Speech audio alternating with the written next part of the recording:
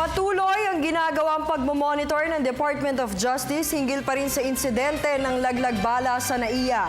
Kaugnay niya, nagtatalaga na rin ang ahensya ng isang prosecutor kada araw sa 4 na terminal ng paliparan upang imbestigahan ang naturang issue. Si Joseph Parafina sa detalye. Nakialam na ang Department of Justice sa usapin ng laglag o tanimbala sa NAIA.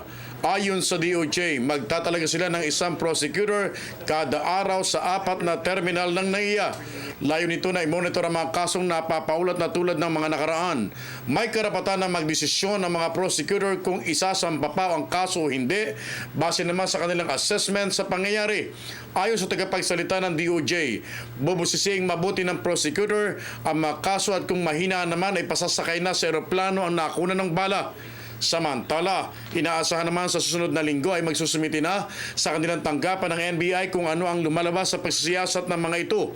Nagkaproblema lang niya sa CCTV footage kung kaya di na isumiti sa DOJ nitong nakalipas na linggo. Hindi na muna nagbigay ng anumang pahayag ang spokesperson sa initial na report ng NBI. Basta't sinabi niya na ginagawa daw nilang lahat ang paraan na sa lalong madaling panahon ay matapos na ang investigasyong ito para matuldukan na rin ang mga masalimot na pangyayari sa ating mga paliparan.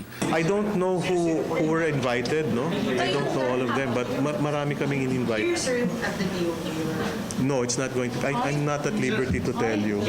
Para sa Telebisyon ng Bayan, Joseph Parafina.